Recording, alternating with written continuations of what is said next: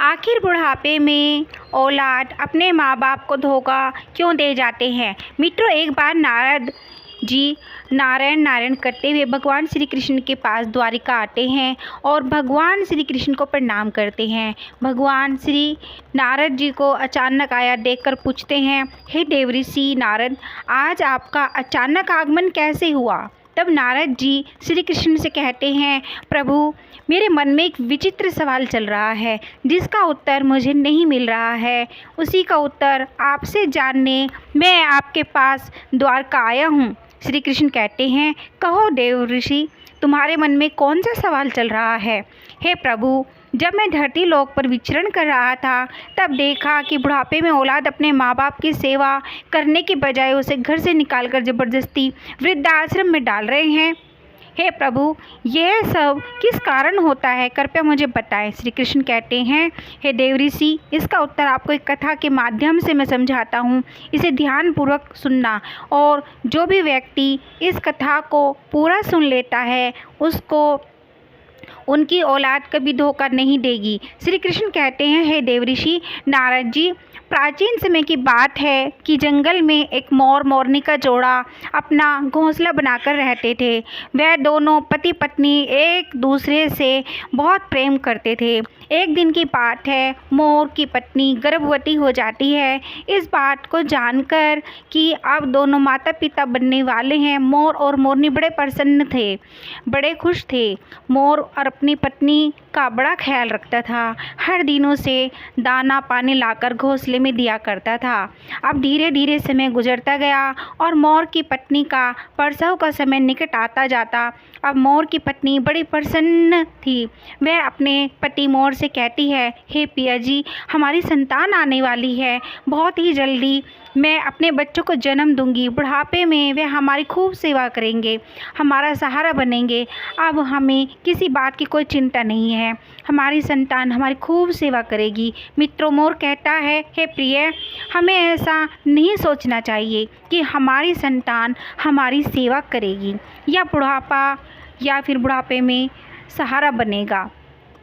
मोर की पत्नी कहती है कि पिया जी, आप ऐसा क्यों कह रहे हैं। हर संतान अपने माता पिता की सेवा करती है, फिर हमारी संतान हमारी सेवा क्यों नहीं करेगी। तब मोर कहता है कि हे प्रिय, मैं तुम्हें एक कहानी के माध्यम से बताता हूँ कि बुढ़ापे में अपनी औलाद से माता पिता को इन दो चीज़ों की उम्मीद कभी नहीं करनी चाहिए। और जो भी मनुष्य इन दो बातों को याद कर लेगा वह अपने बुढ़ापे में कभी दुख नहीं भोगेगा।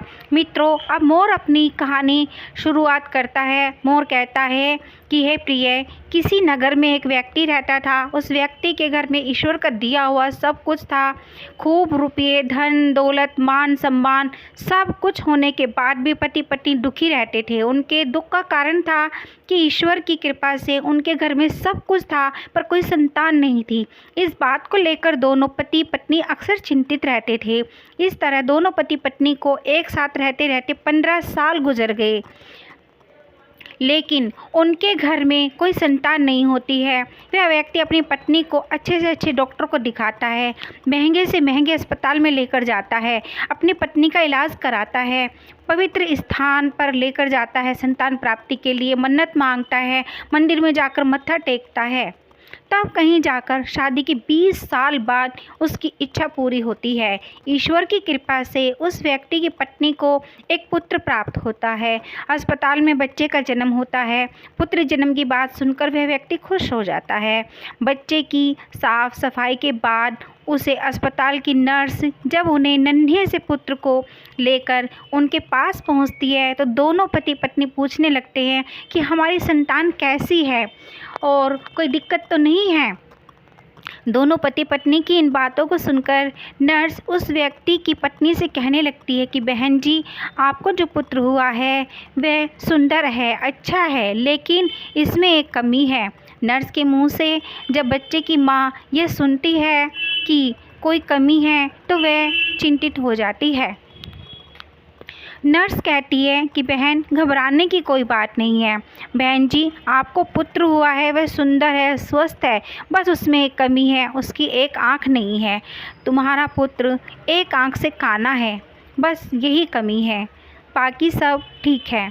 मित्रों, जब उस माँ को यह पता चलता है कि मेरे बेटे की एक आँख नहीं है, मेरा पुत्र एक आँख से काना है, तो वह माँ रोने लगती है और अपने पुत्र को सीने से लगा लेती है और कहने लगती है कि कोई बात नहीं, मेरे पुत्र की एक आँख नहीं है तो क्या हुआ, एक आँख तो सही है, जैसा भी है, पर यह तो मेरे दिल का टुकड़ा है, मेरे लिए दुनिया का सबसे सुंदर बच्चा है, मेरा पुत्र है। मित्रों, माँ के लिए सभी संतानें बराबर होती हैं, चाहे कोई काला हो, कुरूप हो, या चाहे कोई गोरा हो और सुंदर हो। माँ कभी अपने बच्चों का शरीर नहीं देखती, वह उनकी आत्मा से जुड़ी होती है। माँ उस बालक को देखकर कहती है, तो कितना सुंदर है मेरा बच्चा। दोस्तों, उस माँ की इन बातों को सुनकर नर्स की आंखों में आंसू आ जाते हैं। वह नर्स सोचने लगती है, यदि परमात्मा करे संतान सुख देना ही था तो इस पुत्र को दोनों आँखें दे देता। माँ कहने लगती है कि कोई बात नहीं, जैसा भी है, आखिर है तो मेरा ही बेटा, पर आज इसकी अगर दोनों आँखें सलामत होती तो और भी अच्छा होता। दोनों आँखों के साथ मेरा पुत्र कितना सुंदर लगता। दोस्तों, माँ की इन बातों को वह नर्स सुनती है तो वह कहने लगती है, बहन जी, यदि आप चाहते हो कि आपके पुत्र की दोनों आँखें हों तो ऐसा भी हो सकता है। जब माँ यह बात सुनती है कि उसके बच्चे की दोनों आँखें लग सकती हैं तो वह कहने लगी, नर्स मैडम, ये कैसे संभव है। अब नर्स उन्हें बताते हुए कहती है कि ऐसा हो सकता है, उसके लिए आप दोनों माता पिता में से किसी एक को अपनी एक आँख दान देनी होगी, इससे आपके पुत्र की दोनों आँखें ठीक हो जाएंगी। दोस्तों, नर्स की इन बातों को जब वह व्यक्ति सुनता है तो वह कहने लगता है, कोई बात नहीं नर्स मैडम, हमारे पुत्र की एक आँख तो सही सलामत है, हमारा पुत्र एक आँख से ही दुनिया देख सकता है, दूसरी आँख उसे लगाने की कोई ज़रूरत नहीं है, हमारा पुत्र जैसा भी है अच्छा है। मैं अपनी आँख दान नहीं कर सकता क्योंकि मेरा घर मेरी मेहनत मजदूरी से ही चलता है। जब मेरी एक आँख नहीं होगी तो कैसे मैं अपने परिवार का पालन पोषण करूँगा, कैसे इस बच्चे का खर्चा उठा पाऊँगा। यह तो तभी संभव है जब मेरी दोनों आँखें ठीक होंगी। मैं एक पिता हूँ और अपनी पत्नी को और बच्चे को पालने का भार मेरे कंधों पर है। अब रही बात मेरे पुत्र की एक आँख की, तो वह परमात्मा की देन है। ईश्वर ने इसे जिस रूप में भेजा है वह हमारा पुत्र ही उसी रूप में ठीक है। दोस्तों, पिता को साफ इनकार कर दिया पिता ने, लेकिन माँ तो माँ ही होती है। नर्स से कहती है कि मैडम, यदि ऐसा हो सकता है तो मैं अपनी एक आँख को अपने पुत्र को देना चाहती हूँ। मेरा क्या है, मुझे तो घर में ही रहना है, लेकिन मेरे बेटे को तो अपना जीवन काटना है, इसलिए नर्स मैडम, मैं अपनी एक आँख अपने पुत्र को देना चाहती हूँ। जब वह व्यक्ति अपनी पत्नी से कहता है कि इस तरह तो तुम कानी हो जाओगी, तो वह माँ कहती है कि मुझे मंजूर है कि मैं एक आँख से कानी हो जाऊं, लेकिन मैं अपने पुत्र को दोनों आँखों से साथ खुश देखना चाहती हूँ। मेरी एक आँख ले लो और मेरे बेटे को लगा दो। मेरे बेटे की जब दोनों आँखें होंगी तो दोनों आँखों के साथ वह कितना सुंदर लगेगा। मैं अपने पुत्र को एक आँख दान देना चाहती हूँ। दोस्तों, इस प्रकार माँ के कहने पर डॉक्टर उस माँ की एक आँख निकालकर उसके पुत्र को लगा देते हैं। इस तरह पुत्र की दोनों आँखें सही हो जाती हैं और माँ एक आँख पुत्र को देने के बाद एक आँख से कानी हो जाती है। दोस्तों, मोर आगे अपनी पत्नी से कहते हैं कि प्रिय, कुछ दिन तक वे दोनों लोग अस्पताल में रहते हैं। जब दोनों माँ बेटे स्वस्थ हो जाते हैं तो अस्पताल से माँ बेटे को छुट्टी मिल जाती है। इस प्रकार वह व्यक्ति अपनी पत्नी और पुत्र को लेकर अपने घर आ जाता है और दोनों पति पत्नी मिलकर अपने पुत्र का भरण पोषण करने लगते हैं। इस प्रकार अपने बच्चों का पालन पोषण करते हुए और उनका पुत्र 5 साल का हो जाता है। जब कुछ अच्छा चल रहा होता है तभी एक दिन उस बच्चे को उस पिता की किसी सड़क दुर्घटना में प्राण चले जाते हैं। जब उसकी पत्नी को अपने पति की मौत की खबर मिलती है तो वह बेचारी दहाड़े मारकर रोने लगती है। वह सोचने लगती है कि मेरा 5 साल का बच्चा है, घर में एक ही कमाने वाले थे और वह भी मुझे छोड़कर चले गए हैं। अब मैं इस बच्चे का पालन पोषण कैसे कर पाऊंगी। अब यह सोचकर वह ज़ोर ज़ोर से रोने लगती है। उसका रोना धोना सुनकर आस पड़ोसी उसके लोग आ जाते हैं और उस लाचार माँ को धीरज बंधाते हैं, उस धीरज रखने को कहते हैं और किसी तरह समझा बुझाकर उस व्यक्ति का अंतिम संस्कार करते हैं। दोस्तों, इस प्रकार वह लाचार माँ अपने 5 साल के बच्चे के साथ जीवन व्यतीत करने लगती है। घर में जो जमा पूंजी थी वह सब संतान पाने की चाहत में उसके इलाज करने में पहले ही खर्च हो चुकी थी। पति की मृत्यु के बाद जो भी बचत होती थी वह पति अंतिम संस्कार में चला जाता है। इस प्रकार वह माँ दूसरों के घरों में झाड़ू पोछा करके, दूसरों के घरों में बर्तन मांज कर अपने पुत्र का पालन पोषण करने लगती है। वह माँ दूसरों के घरों में झाड़ू पोछा करती है, दूसरों के घरों में बर्तन साफ करती है, लेकिन अपने पुत्र को कोई दुख तकलीफ नहीं होने देती। वह दूसरों के घरों में नौकरानी बनकर पैसे कमाती है, अपने पुत्र को खेलने के लिए अच्छे अच्छे खिलौने लेकर आती है और अपने पुत्र को अच्छे अच्छे वस्त्र ला कर देती है। हर समय अपने बच्चे को साथ परछाई की तरह बनकर रहती है। जब उसका बेटा थोड़ा बड़ा हो जाता है, जब माँ पुत्र 6 साल का हो जाता है, तो एक दिन वह माँ अपने बेटे को लेकर एक विद्यालय में पहुँचती है और उसे विद्यालय के प्रधानाचार्य से विनय पूर्वक कहती है, भाई साहब, मुझे अपने बेटे का इस विद्यालय में दाखिला कराना है। दोस्तों, वो माँ विद्यालय में अपने बच्चे को एडमिशन करने ले जाती है। वह विद्यालय उस नगर का प्रसिद्ध विद्यालय होता है। उस विद्यालय में अमीर लोगों के बच्चे पढ़ते थे। जब उस विद्यालय का बड़ा मास्टर फटे पुराने कपड़ों में उस माँ को देखता है तो सोचने लगता है कि बच्चा तो इतना सुंदर है, लेकिन माँ कपड़ों से ऐसी लग रही है जैसे कोई भिखारी हो। यह बेचारी कहाँ से इस बच्चे की किताबें और इतनी महंगी फ़ीस भर पाएगी। इसलिए वह समझाते हुए उसे कहता है, बहन जी, हमारे विद्यालय की फ़ीस कुछ ज़्यादा है। हमारे विद्यालय में अमीरों के बच्चे पढ़ते हैं, इसलिए बेहतर होगा आप अपने बच्चे का एडमिशन किसी सरकारी स्कूल में करा दें। मास्टर जी की इन बातों को सुनकर माँ कहने लगती है कि सर जी, आप पैसों की चिंता मत करिए, आपकी जो भी फ़ीस होगी उसे मैं समय से जमा कर दिया करूँगी।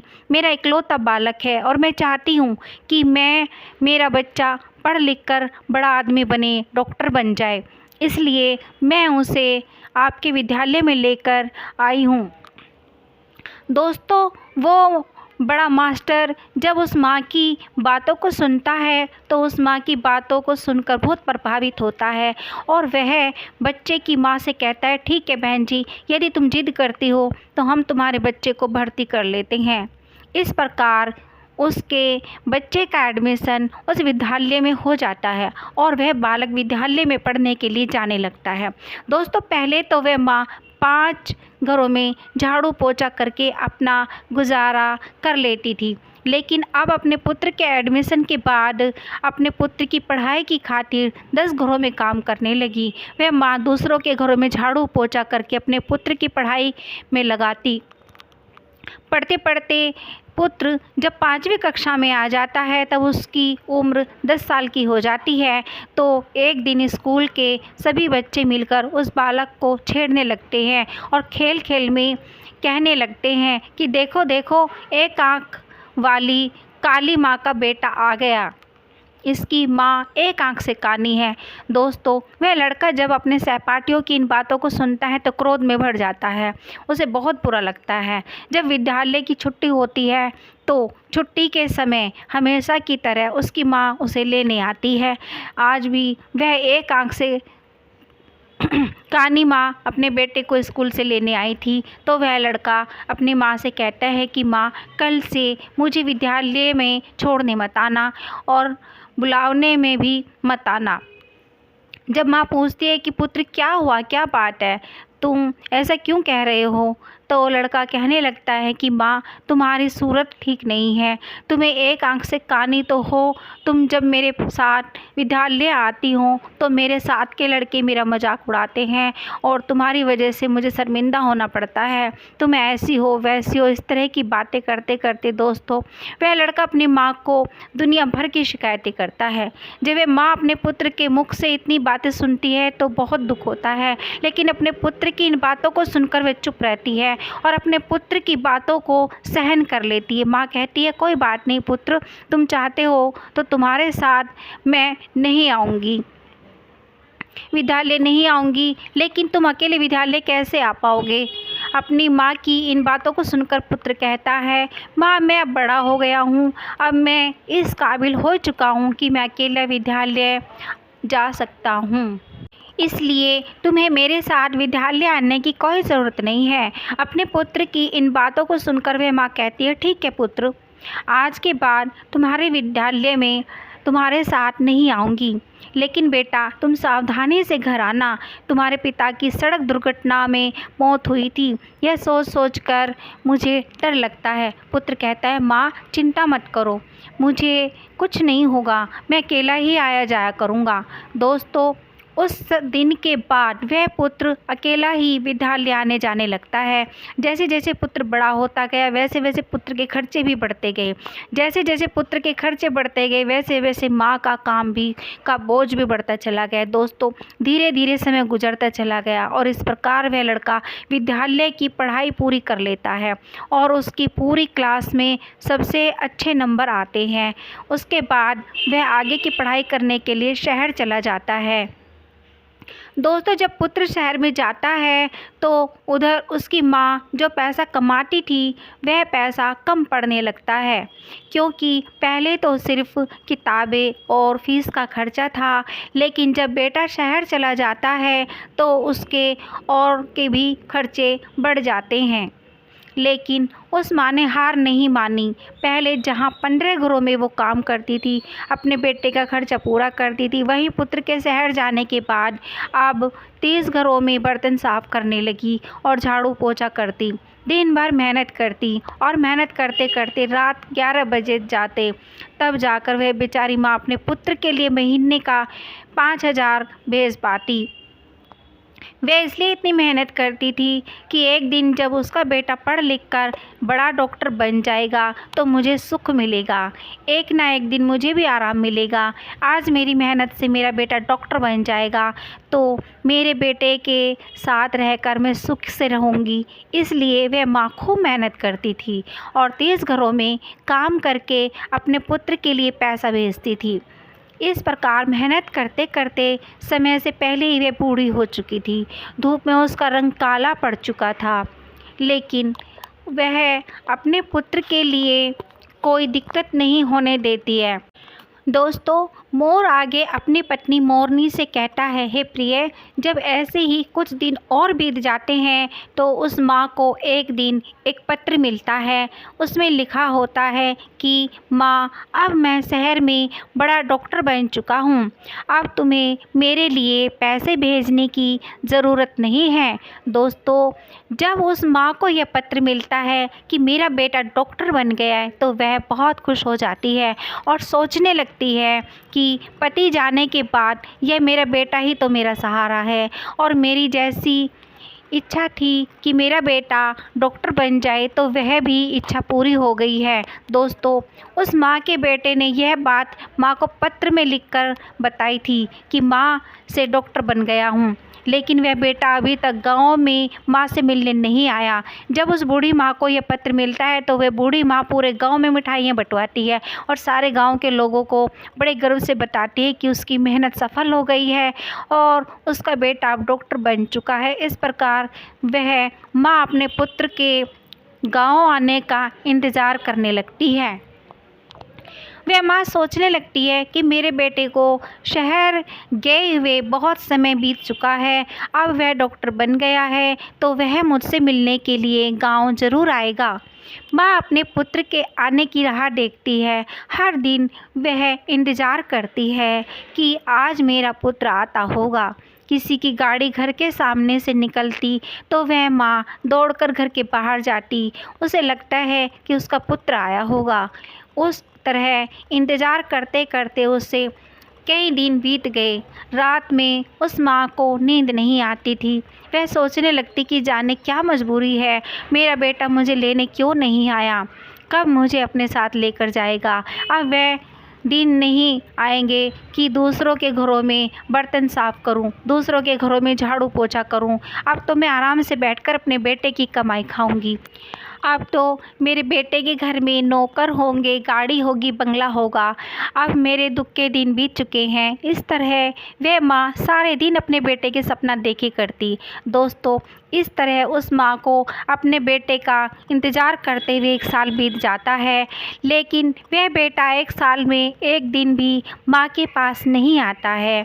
फिर एक दिन उस माँ के पास बेटे का दूसरा पत्र आता है। उस पत्र में लिखा होता है कि माँ, मेरी शादी हो गई है और तुम्हें पता है जिस लड़की के साथ मेरा विवाह हुआ है वह बहुत ही अमीर घर की है। दोस्तों, जब वह माँ उस पत्र में लिखी बातों को पढ़ती है तो उसकी आंखों में आंसू की धारा बहने लगती है। वह बड़ा दुख होता है क्योंकि माँ तो सोच रही थी कि अब बेटा डॉक्टर बन गया है तो मेरे बेटे के लिए अच्छे अच्छे रिश्ते आएंगे, मैं अपनी पसंद की लड़की के साथ अपने बेटे की शादी करूंगी। लेकिन उस पत्र को पढ़कर वह उस माँ के सारे अरमान धूल में मिल जाते हैं। माँ सोचने लगती है कि भगवान, मैंने ऐसे कौन से पाप किए थे, ऐसे मुझसे कौन सी गलती हो गई जो मुझे अपनी इतनी बड़ी सज़ा मिली है। माता पिता का सपना होता है कि वे अपने हाथों से बेटे को दूल्हा बनाएं, अपने हाथों से बेटे को सजाएं और अपना आशीर्वाद देकर अपने बेटे की शादी करवाएं।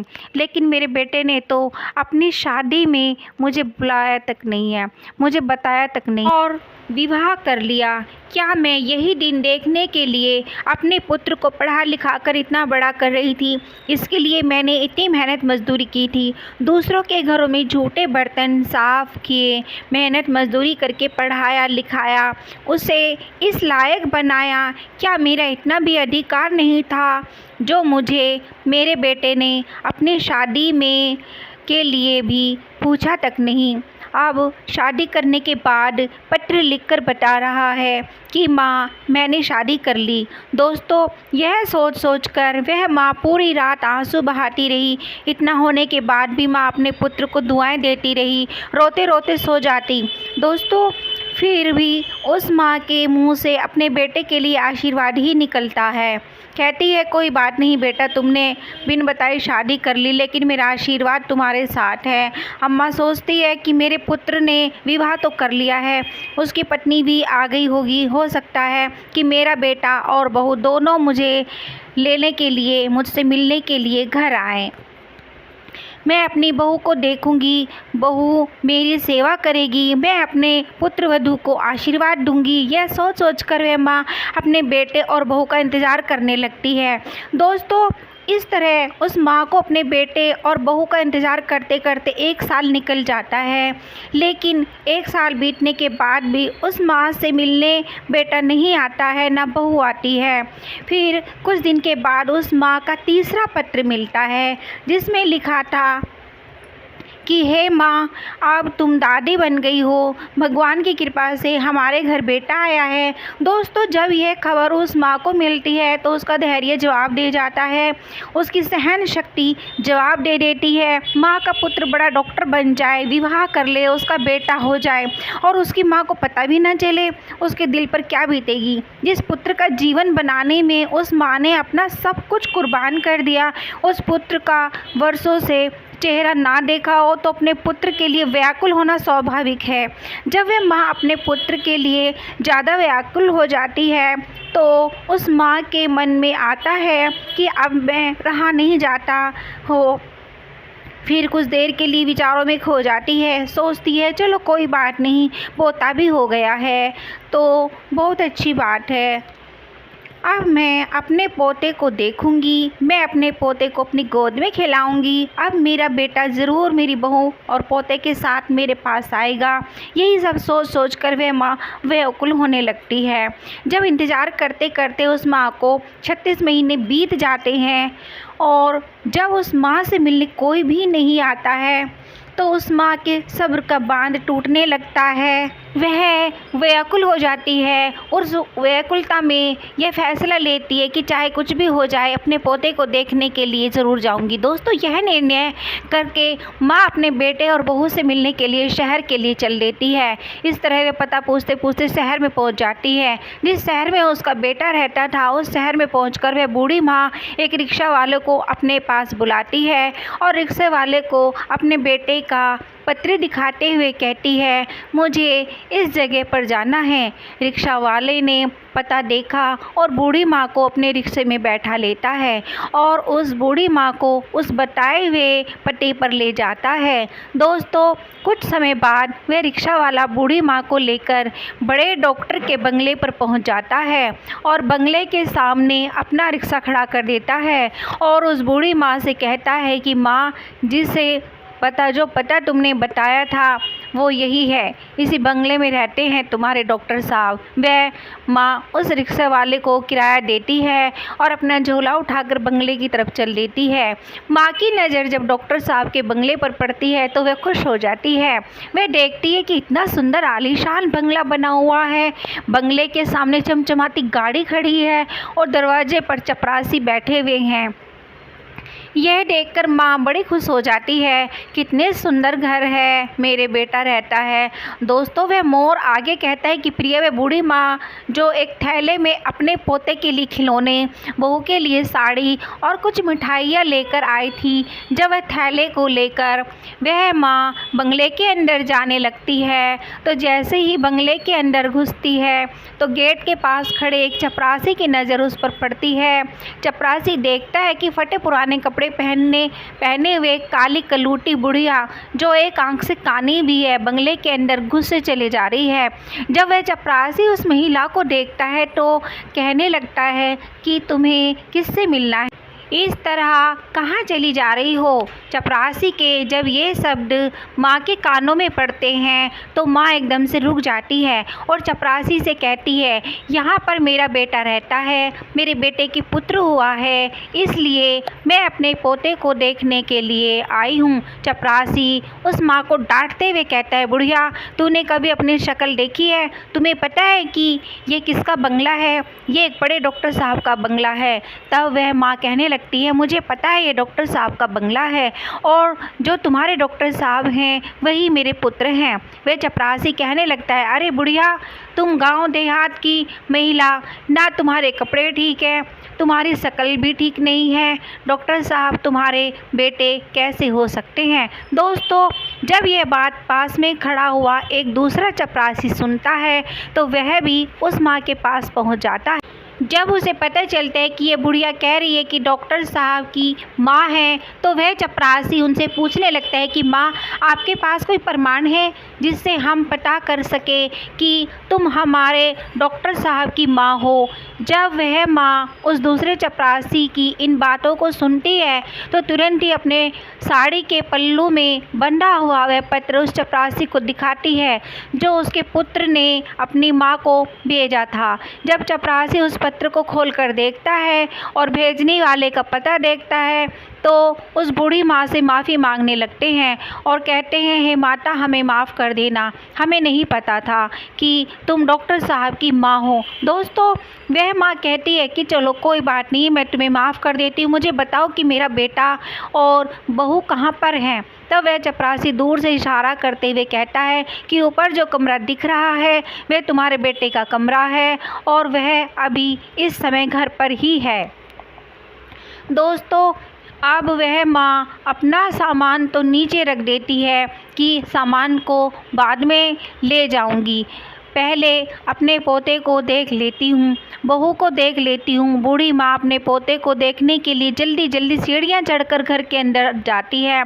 जैसे ही वह माँ घर के अंदर आती है तो वह देखती है कि घर के आंगन में पालना रखा हुआ है और उस पालने में उनका पोता झूला झूल रहा है। जैसे ही बूढ़ी माँ की नज़र उसके पालने पर पड़ती है तो माँ दौड़कर पालने में से पोते को उठा लेती है और अपने पोते को सीने से लगाकर दुलाल करने लगती है। दोस्तों, जब वह बूढ़ी माँ अपने पोते को गोदी में लेकर दुलार करने लगती है तो बच्चे की नींद टूट जाती है और वह ज़ोर ज़ोर से रोने लगता है। बच्चे के रोने की आवाज़ सुनकर जब पुत्र वधू के कानों में पड़ती है तो वह रसोई से बाहर आती है और सोचती है कि ना जाने मेरे बच्चे को क्या हो गया है, इतनी तेज़ क्यों रो रहा है। जब वह रसोई से निकलकर आंगन में आती है और अपने बच्चे को एक भिखारी जैसी दिखने वाली बुढ़िया के हाथों में देखती है तो वह चिल्लाने लगती है। अपने पति को आवाज़ देती है कि सुनिए जी, कोई काली कलूटी बुढ़िया जो एक आंख से कानी है वह हमारे बच्चे को चुराने आई है। पत्नी का चिल्लाना सुनकर पति भी नीचे आ जाता है तो पति के आते ही बहू अपने बच्चे को बूढ़ी माँ से छीनकर अपने सीने से लगा लेती है और अपने पति से कहती है कि तुमने घर में कैसे चपरासी रखे हैं, कोई भी हमारे घर में घुसा चला आता है। देखना, यह भिखारी बुढ़िया हमारे बच्चे को चुराने के जा रही थी। दोस्तों, वह बूढ़ी माँ कहती है कि बहू, मैं चोर नहीं हूँ, मैं तुम्हारी सास हूँ और यह तुम्हारे पास जो खड़ा है वह मेरा बेटा है। तुम्हारी गोद में जो खेल रहा है वह मेरा पोता है। मैं भला पोते को चुराकर कहाँ ले जाऊंगी। जब वह माता जी की इन बातों को सुनती है तो वह अपने पति से कहती है, क्या ये बुढ़िया कह रही है क्या सच है? यह भिखारी जैसी दिखने वाली आपकी माँ है?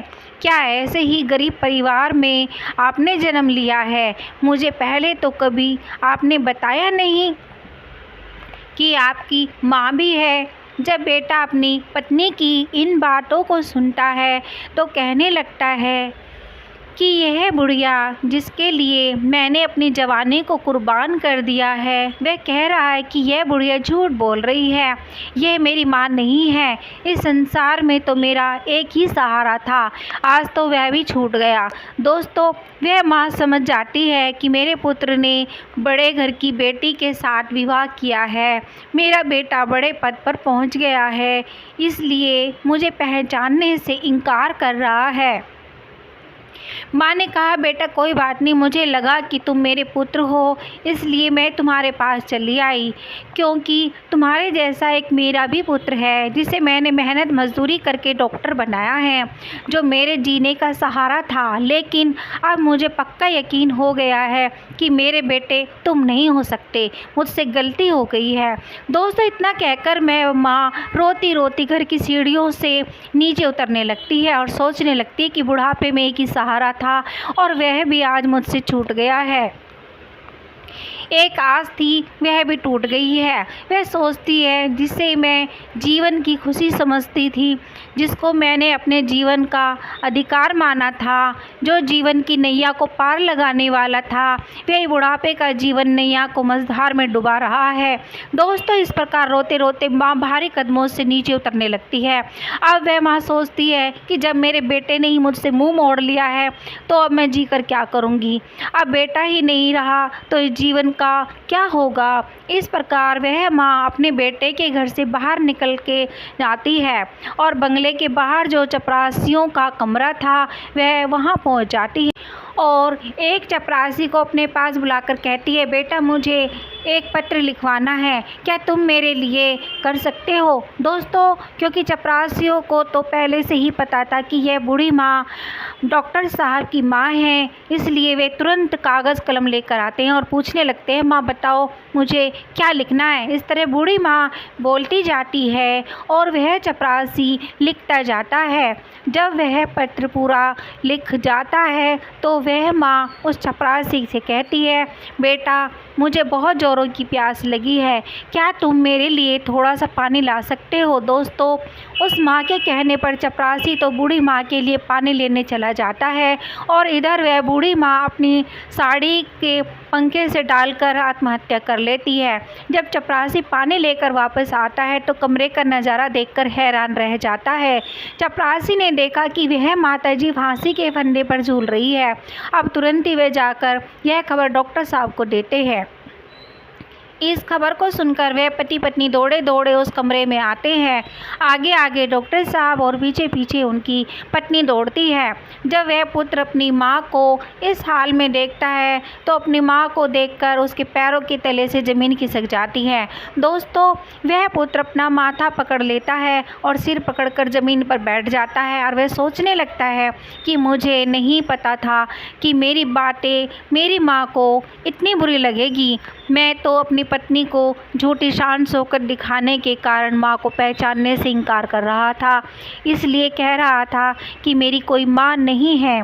मुझे डर था कि मेरी असलियत जानकर मेरी पत्नी मुझे छोड़ ना दे, इसलिए मैंने यह बोल दिया कि मेरी कोई माँ नहीं है। लेकिन तुमने तो मेरे झूठे को सच बना दिया। एक बार पुत्र की मजबूरी के बारे में सोचा होता। जब पत्नी की नज़र फांसी पर झूलती हुई माँ के हाथों पर पड़ती है, जब वह बेटे की पत्नी फांसी पर झूलती हुई माँ के हाथों में कागज़ का टुकड़ा देखती है तो वह उस कागज़ के टुकड़े को बूढ़ी माँ के हाथों से लेकर पढ़ने लगती है।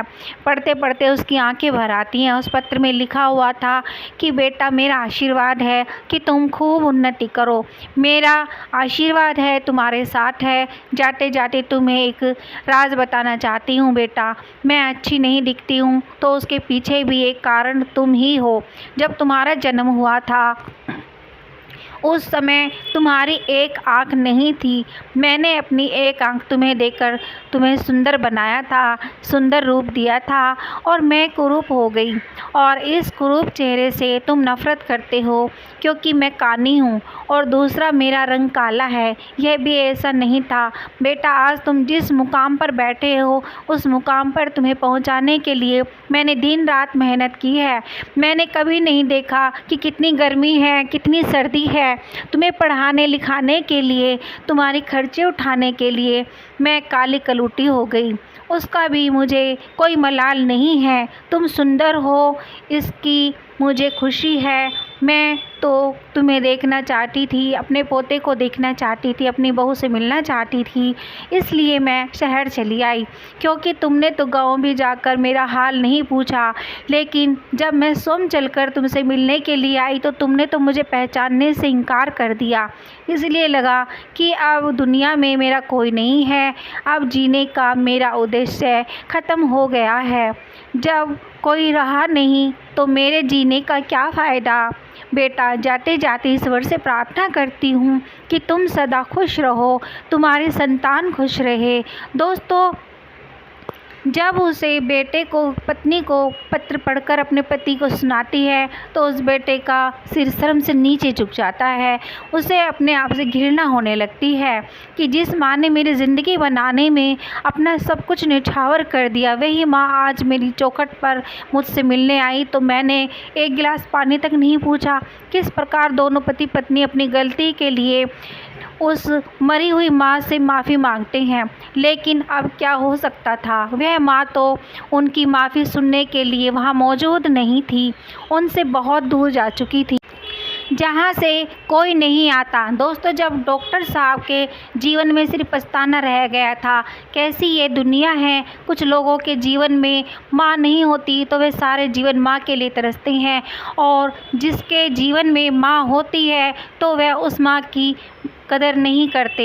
मित्रों, पत्नी और बच्चे दोबारा मिल सकते हैं पर माँ दोबारा नहीं मिल सकती। एक संतान ही माता पिता के जीने का सहारा होती है, बुढ़ापे की लाठी होती है।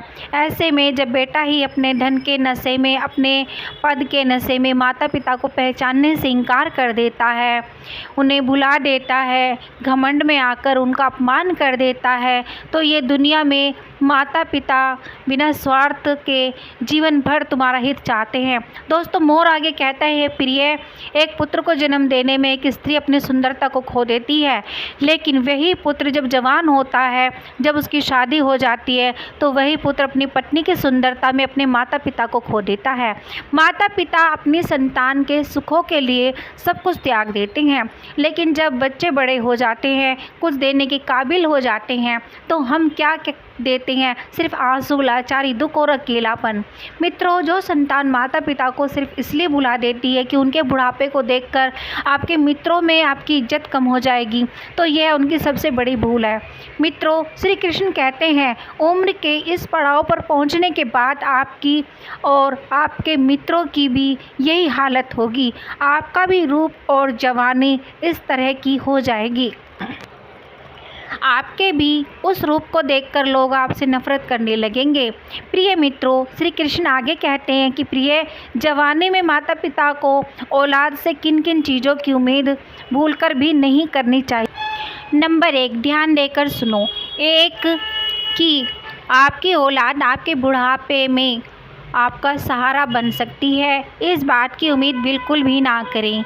इसलिए पहले से ही अपने आप को मजबूत बनाकर रखें, अपने आप को स्वयं संभालने में सामर्थ्यवान बनाएं, कुछ जमा पूंजी इकट्ठी करके रखें। नंबर 2, कभी इस बात का भ्रम ना रखें कि आपकी संतान आपको नहीं भूलेगी।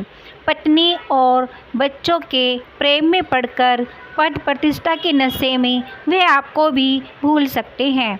इसलिए उनसे उतनी ही उम्मीद रखिए जितनी उनके दूर होने पर आपको दुख ना हो।